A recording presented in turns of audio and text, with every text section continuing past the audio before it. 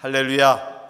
주님께서 우리의 예배와 모든 것을 받으시고 우리의 모든 삶을 축복해 주심을 믿으시면 아멘 합시다. 아멘. 아멘.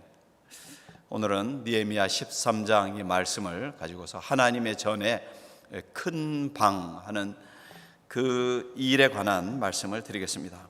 바벨론 포로 생활에서 돌아온 사람들이 먼저 스룹바벨과 1차로 돌아온 귀환한 백성들이 성전을 지었습니다. 성전을 잘 재건을 했습니다.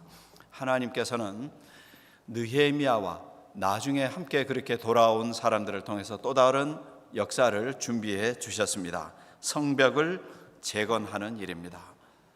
이 역사의 첫 삽을 뜨면서 느헤미야는 백성들 앞에서 외칩니다. 우리가 다시는 수치를 당하지 맙시다. 무슨 수치인가 하면은 모두가 다 이제 전쟁에서 져서 멸망하는 수치, 다 조그마한 기술이라도 있으면 다 잡아서 포로로 잡혀간 그 수치, 그야말로 본토에는 별로 사람들이 남지 않을 정도로 수많은 사람이 묶여서 잡혀가는 그런 수치, 그리고 죽임을 당하고 고통을 받는 이 통렬한 아픔의 이 경험, 이 수치를 다시 경험하지 맙시다. 그런 선언입니다. 성경에 시리즈 말씀들이 있습니다. 누가복음과 사도행전, 그것은 제1 누가복음이 누가복음이고 제2 누가복음이 사도행전인 것 아시죠? 연결된 말씀입니다. 구약에도 그런 말씀이 있는데 역대상, 하, 에스라, 느헤미야, 이 네 권의 말씀은 분리되어 있지만은 본래는 하나로 이어진 시리즈로 그렇게 알고 있습니다. 구약의 시작의 역사서부터 모든 그 구약의 역사들, 그러니까 주전 한 400여 년 이전까지의 그 역사를 이어서 묶어서 설명해 놓은, 기록한 말씀이 역대상하, 에스라, 느헤미야입니다. 그런데 오늘 읽으신 이 느헤미야 말씀이 그 가장 결론적인 마무리하는 그 부분인데, 이 말씀에서 성벽을 재건했거든요. 어려움을 참아내면서, 위험을 감내하면서 함께 싸우고 견디면서 성벽을 재건했습니다. 52일 만에 성벽을 잘 지었습니다. 느헤미야 6장 15절에 나옵니다.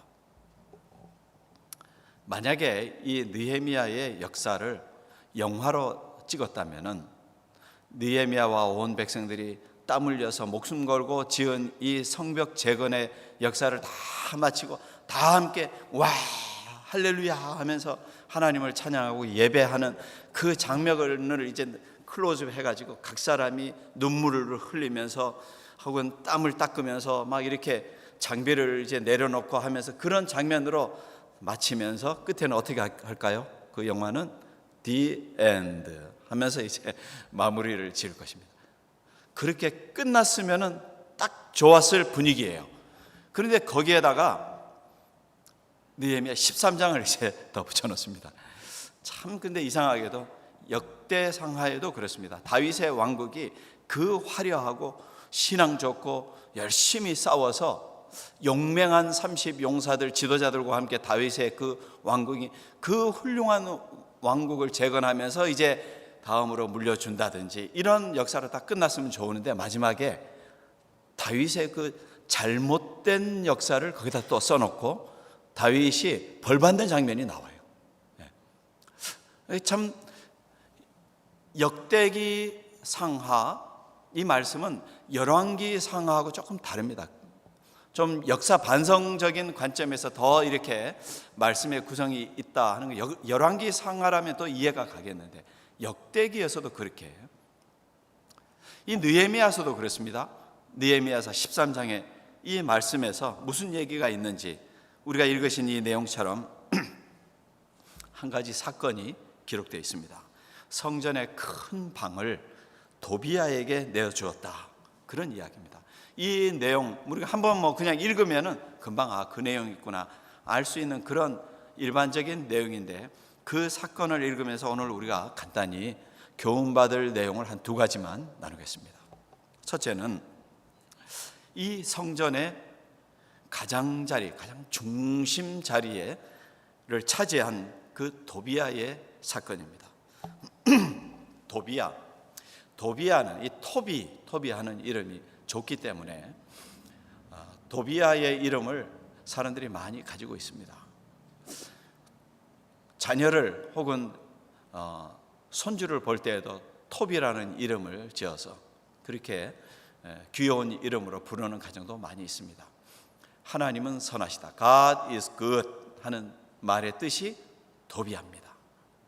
실제로 도비아라는 인물이, 여기에 나와 있는 도비아도 있지만은 스가랴 6장에 보면은 성전을 재건하던 훌륭한 인물 중에 도비아가 있습니다. 그래서 열심히 성전을 재건하고 그 이름이 성경에 올라 있습니다. 그런데 여기에서 느헤미야 13장에서 말하는 도비아라는 사람은 산발랏이라든지 그런 그 지역의 유력자 중에 한 사람인데, 성전 재건 공사를 굉장히 방해하던 아주 위험한 인물입니다. 이 도비아는 암몬 사람이고요, 성벽 재건을 하던 이 포로에서 귀환해서 느헤미야와 성벽을 재건하던 사람들, 백성들을 조롱하고 위협하던, 그래서 할 수 없이 어쩔 수 없이 한 손에는 무엇을 들어서요?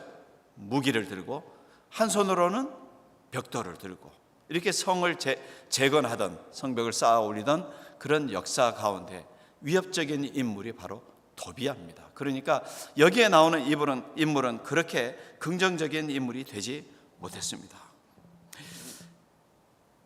어렵사리 성벽을 다 재건하고 기쁨의 찬양과 영광을 하나님 앞에 올리고서 이제 느헤미야가 수산궁에 볼 일이 있어서 출장을 갔다 온 사이에, 아니 글쎄 이 도비아라는 사람이 어떻게 성전 한가운데 있는 그것도 큰 방을, 제사장 중에 한 사람 엘리야십이라는 사람이 성전에 있는 중요한 기물들이 있는 방을 다 다른 데다 옮겨놓고 청소하고, 그리고 거기에다 도비아를 위한 안식처 방을 준비를 했단 말이죠. 지금 우리식으로 보면 이렇게 교회에 성전에 이 초라든지 성전에 이제 제단의 기물들을 보관하는 방이라든지 이 오디오 시스템의 중요한 장비를 또 이렇게 보관을 하고 세팅을 해놓은 이런 안쪽에 있는 좋은 룸을 다 어디에다 딴 데다 갖다가 바깥에다 어디 임시 창고를 하나 만들어서 다 거기다 옮겨놓고 거기에다가 이제 도비아를 머물게 했다, 이런 내용입니다. 4절부터 보면은 그 내용이 있습니다. 하나님의 전에 방을 맡은 제사장 엘리야십이 도비아와 연락이 있었으므로 도비아를 위하여 한 큰 방을 만들었으니 그 방은 원래 소재물과 유향과 그릇과 또 레위 사람들과 노래하는 자들과 문지기들에게 11조를 주는 곡물과 새 포도주와 기름과 또 제사장들에게 주는 거제물을 두는 곳이라 그랬습니다. 성전의 가장 중심 자리 방에 성벽 공사를 방해하던 이 인물을 위한 안식처를 만들어 주었다. 어떤 인간 관계가 거기에 있었다는 말이죠. 우리가 이런 내용을 보면서 왜 이런 일이 일어났을까? 전혀 여러분 같으면은 뭐 그런 것을 용납하셨겠어요? 우리 성도님들께서는 이미 지각이 있고 이는 신앙이 있고, 이미 우리들의 신앙과 우리들의 뭐 신앙이 없다 해도 양심에 있어서 우리의 공동체를 위협하고 하던 사람을 내통을 해서, 그것도 뭐 어디 성전 어디 바깥에 어디에다가 처소를 마련한 것도 아니고 가장 중심에 그런 안식처를 마련해 주었다. 여러분 같으면 용납이 되시겠습니까? 도무지 어떻게 이런 일이 일어났을까? 근데 그런 일이 일어났다고 해서 성경에 기록되어 있는 거거든요. 그것이 만약에 우리들의 일상생활 속에서 혹시 그런 일이 일어났다, 우리들의 삶의 문제에 있어서 어떤 영적인 삶을 추구하는 우리들의 마음과 목표가 분명히 뚜렷한데 그런 일을 내가 어느새 용납을 했다고 생각한다면 무슨 문제일까요? 분별력의 문제이죠. 판단력의 문제입니다. 그것이 옳은가 그러지 않는가에 대한 분별이 확실하지 않아요. 세상 사람들도 옳은 것은 옳고 그른 것은 그르다 이렇게 하고 삽니다. 우리 신앙이들은 거기에 또 다른 깊이가 있습니다. 그게 뭐냐면은 나에게 이것이 옳은가 그른가, 내가 이것을 할 일인가 아닌가에 대한 것을 넘어서 또 다른 깊이가 있습니다. 그것은 뭐냐면은 이것이 하나님의 뜻에 합당한가. 여러분, 우리 성도들은 그것을 생각하시겠죠. 이 일이 하나님의 마음에 하나님을 기쁘시게 하는 일인가. 여러분, 당연히 우리가 그렇게 생각하시겠죠. 왜냐하면 우리는 기도하는 사람이니까. 왜냐하면 우리는 하나님을 믿고 예수 그리스도의 십자가의 그 정신과 그 신앙으로 무장한 사람들이니까 그렇습니다. 그런데 이 엘리야십이라는 사람, 제사장이면서, 물론 제사장이 많이 있었겠죠. 그 중에 성전 예물 창고를 주관하는 사람인데, 이 사람이 이런 일을 했다는 것은 이 사람에게 있어서 영적인 그리고 일반적인 분별력이 약했다 하는 것입니다. 여러분, 우리가 신앙생활을 하면서도 그렇습니다. 나이가 어린 우리 자녀들 세대도 그렇고 자라나는 청소년 학생들도 그렇습니다. 젊은 세대이든지 혹은 이제까지 열심히 믿음의 삶을 경주해 오면서 힘써 신앙생활을 지금까지 경주해 오면서 이제 연세 많이 드신 연장자분들이 상관없이 우리들에게는 참 분별력이 중요합니다. 왜냐하면 분별력이 있는 삶을 통해서 우리 자신도 삶의 질서와 삶의 그 길을 바로 세울 수가 있고, 우리들 한 사람 한 사람의 분별력을 통해서 신앙의 공동체도 이렇게 아무렇게나 기둥이 세워지고 건물이 세워진 것이 아니라 하나하나가 규칙과 그 간격과, 큰 기둥이 있으면 그 기둥과 기둥 사이에 작은 기둥이 또 있고 거기에 18인치인가요? 사이사이에 규칙 간격이 다 있는 사이에 작은 나무들이 또 줄을 지어 다 있어서 이것이 건물을 유지하듯이 우리들이 바른 분별력과 판단력을 통해서 우리들의 삶을 살면서 신앙생활을 하면서 신앙의 공동체를 세워간다는 것입니다. 내가 어디에 가서 내 이마에 이상영 집사 이마에다 딱 스티커의 레벨을 이렇게 유성펜으로 써서 이마에 우리가 내 이름을 붙이고 다니지 않습니다. 그런데 그렇지만 우리들이 내가 어디에 가서 무엇을 한다든지 내가 어떤 일을 판단해야 될 것을 옳고 그름을 잘 하고 못하고에 대한 신앙적인 모습을 잘 드러내는가 아닌가에 대한 것은 나를 아는 사람들은 이름이 써붙여지지 않는다 할지라도 다 보고 있고 알고 있습니다.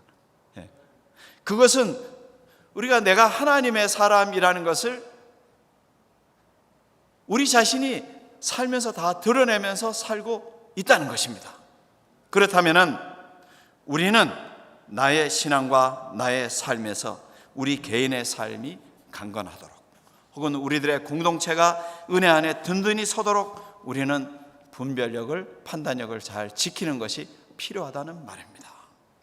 그런데 여러분, 이런 우리들의 정신과 성전에서 가장 자리를 잘 지키는 그런 우리들의 신앙의 모습이라든지 우리의 삶의 모습이 하루아침에 안 되던 것이 금방, 영적인 분별력이 없던 것이 오늘 금방 생겨지는 것은 아닙니다.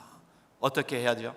부지런히 기도하면서, 하나님 앞에 늘 기도하면서 말씀을 볼 때에 말씀이 내 안에 꾸준하게 채워지는 삶. 그래서 그 말씀이 순간순간 나에게 생각이 나고 내가 때로는 어려울 때에 내가 너와 함께 하마, 하나님이 주시는 말씀, 내가 기도를 드려야 되겠구나, 너는 내게 부르짖으라, 내가 내게 응답하겠고 너가 알지 못하는 크고 비밀한 일을 보여주고 나타내겠다고 하시는 하나님의 그 말씀 생각이 나면은 우리들의 삶의 판단력이 바로 서고 분별력이 생기고 하나님의 말씀 충만한 삶이 생활 속에서 드러날 수 있다는 것입니다. 기도를 드릴 때 하나님, 성령께서 나에게 주님 지혜를 주옵소서, 이것을 어떻게 해야 할지를 잘 모르겠습니다. 하나님, 중요한 순간인데, 옛날에 뭐 광고도 그런 광고가 있잖아요. 뭐 순간의 선택이 뭐 몇 년을 좌우한다고. 그 회사가 그 광고 내고 굉장히 도움을 많이 받았죠. 여러분, 우리의 인생의 삶도 그럴 때가 많습니다. 순간순간 우리가 하나님의 말씀이 생각나고 하나님 앞에 기도할 때 예수님이 뭐라고 말씀하셨습니까? 보혜사 성령, 그가 너에게 무슨 말을 해야 할지 알게 하겠다.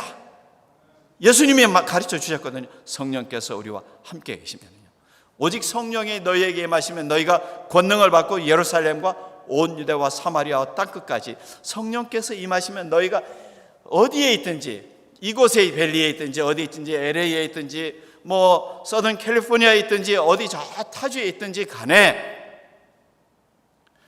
권능을 받고 증인이 될 것이다 하는 것입니다. 그러니까 우리가 기도를 드리죠. 여러분, 삶을 사시면서 우리 성도님들 부지런히 우리의 삶과 건강과 우리의 인생의 목표를 위해서 열심히 달려갑니다. 그런데 여러분, 기왕이면은 열심히 기도하는 재단, 찬양하는 삶, 우리 연세 많이 드신 어른들께 제가 뵈면은 그런 말씀을 드립니다.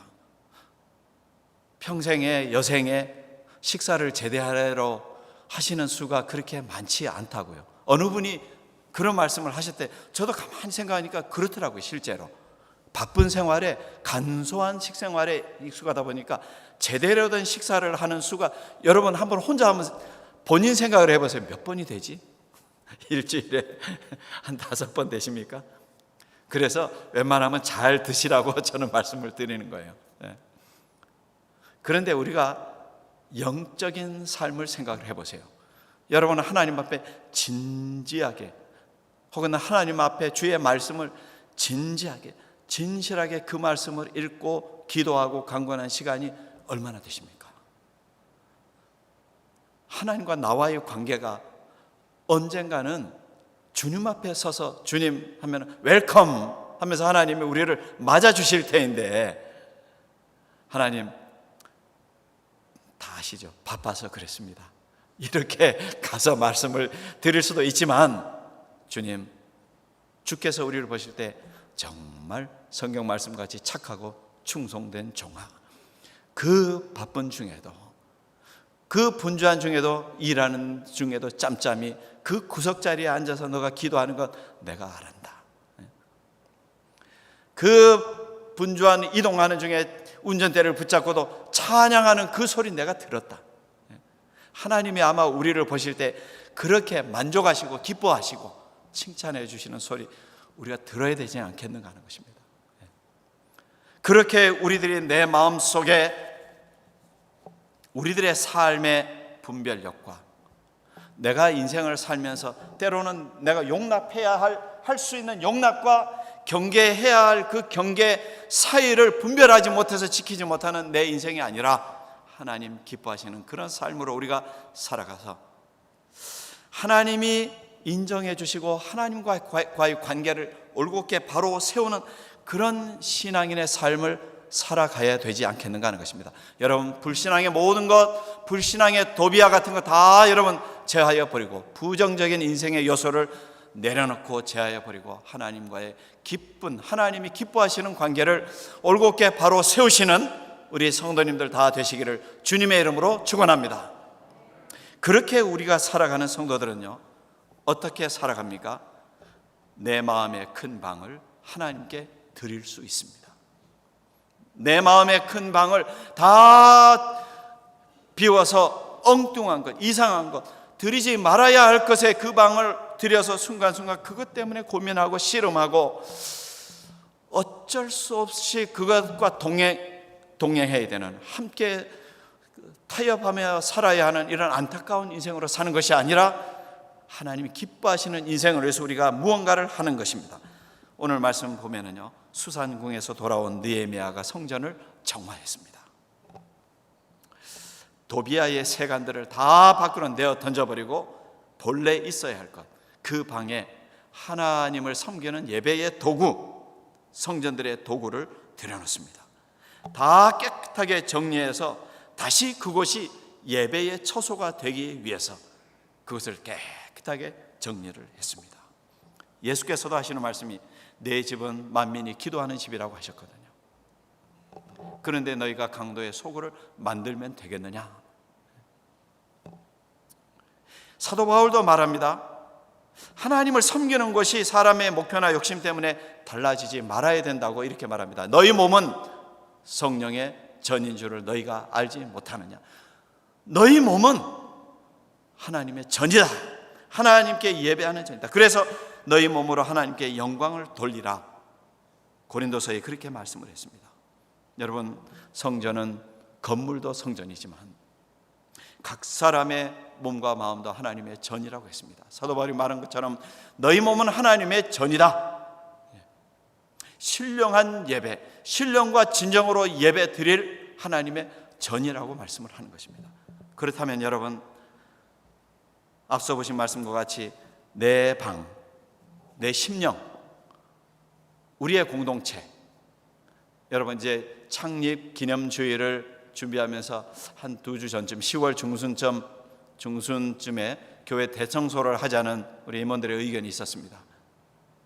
그렇게 교회도 함께 쓸고 닦고 치우고 거미줄 다 걷어내고 이렇게 청소를 하지만 그보다 우리가 늘 일상적으로 먼저 할 일은 내 심령을 깨끗하게 치우는 일, 비우는 일, 없어도 좋을 만한 것들은 다 내려놓는 그런 정리하고 청소하는 일을 하면서 다시 내 마음이 기도의 집이 되고 다시 하나님께서 하나님의 은혜와 평강이 머무르시는 그런 방으로 우리의 심령을 만들자는 것입니다.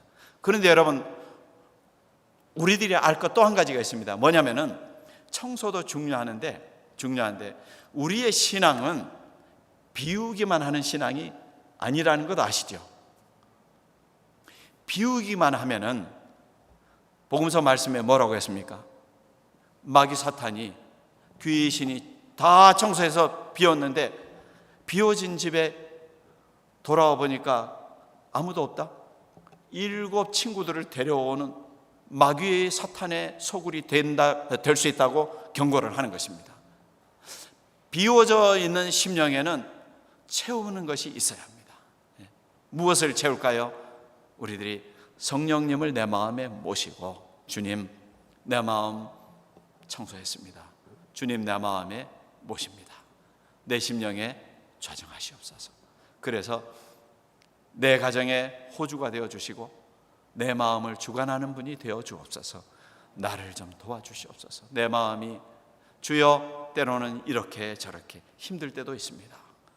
성령께서 내 마음에 임하여 주시고 성령 충만해서 내가 내 앞에 주어진 도전, 난관, 역경의 순간들 그런 것을 이겨낼 수 있는 주여, 주님 나를 좀 도와주옵소서. 하나님 앞에 기도하실 때 성령께서 왜 도와주지 않으시겠습니까? 주님, 내가 내 몸에 내 건강에 어려운 이 한계를 주님 다 아실 줄 믿습니다. 성령께서 내 안에 임재하시고 내 안에 있는 좋지 못한 세포들, 나를 힘들게 하는 이 건강의 조건들, 몸의 문제뿐만 아니라 내 마음의 이 아픔 마음의 상처, 오랜 세월이 지나도 떨어뜨리고 싶어도 떠나가지 않는 어떤 트라우마 같은 이러한 문제들, 주의 성령께서 내 안에 충만히 임하셔서 나를 좀 도와주옵소서. 우리의 기도가 그렇게 주님을 충만하게 모시는 기도가 되고 내 삶이 주님을 모시고 주님을 인정하는 삶이 될 때 하나님이 역사해 주실 것입니다. 그런 사람은 몸도 성전이 되고 그런 사람의 삶은 예배가 된다고 했습니다. 그런 심령 속에 살아가는 사람은 몸이 성전이 되고 삶은 예배가 된다고 유명한 목사님 한 분이 그런 말을 했습니다.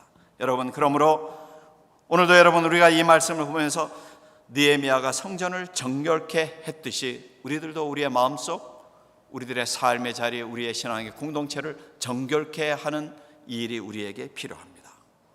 예수께서 성전을 정화했듯이 우리의 삶의 중심을 예배하는 자리로 회복시키는 일이 필요합니다. 우리의 심령은 성령의 전이고 하나님 앞에 기쁨과 감사를 드리는 전인데, 혹이라도 우리가 인간적인 욕심 때문에 우리의 마음에 가득한 욕심, 미움, 시기, 질투, 세속적인 집착, 그것이 차 있는 거 있으면 우리들이 다 내려놓고 내 마음의 큰 방을 다 청소하고 오직 하나님의 영으로만, 하나님의 역사만 우리들이 충만케 하는 기도의 집, 찬양의 집, 그래서 우리들의 삶은 은혜로만 충만한 집, 은혜 충만한 심령, 그래서 평강의 삶, 기쁨의 삶, 감사의 삶이 되는 그런 삶으로 우리는 만들어 가야 하고, 그렇게 될 수가 있습니다. 여러분, 이 한 주간 우리 자신을 하나님 앞에 온전히 드립시다. 하나님이 기뻐하시는 우리 자신, 하나님이 기뻐하시는 우리의 신앙의 공동체로 우리 다 함께 만들어가는 그런 개혁과 변화와 성령 충만함의 역사가 우리 가운데 있으시기를 주님의 이름으로 축원합니다.